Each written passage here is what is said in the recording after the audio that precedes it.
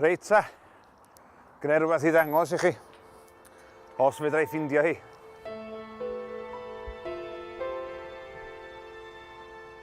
Mae'r daith i ganfod rhagor o olio yn y mudiad wedi dod â mi i fynwant hynafol capal y Pîl ger mynydd Cynffig.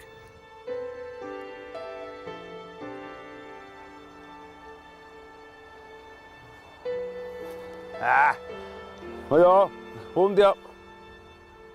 Mae yna ysgrif neis iawn yn fan hyn. Gosodwyd y cofadail hon ar fedd Isaac Williams gan gyfrinfa Llywelyn a Bifor o wir Iforiaid. Yr hon ac yn helir yn y Prince of Wales mynydd Cynffig.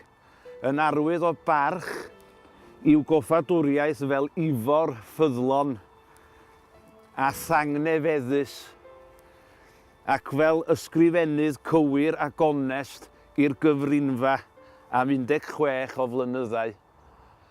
O dyna chi neis ynde, yn cael ei gofio geiriau teilwng iawn i gofio amdano fo gan ei frodyr yn y frawdoliaeth ac am ei wasanaeth o i'r gyfrinfa dros y blynyddoedd. Dwi'n yn sôn am ei wraig yn fan hyn wrth gwrs, ond da ni'n siŵr os oedd nhw'n talu amdan angladdau i gwragedd a teulu i aelodau, ond mi oedden nhw'n talu am angladdau i aelodau.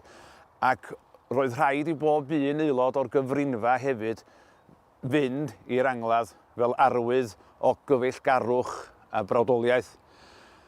A erbyn meddwl, dyna ydy, neu oedd, motto yr Iforiaid. Cyfeillgarwch, Cariad a Gwirionedd.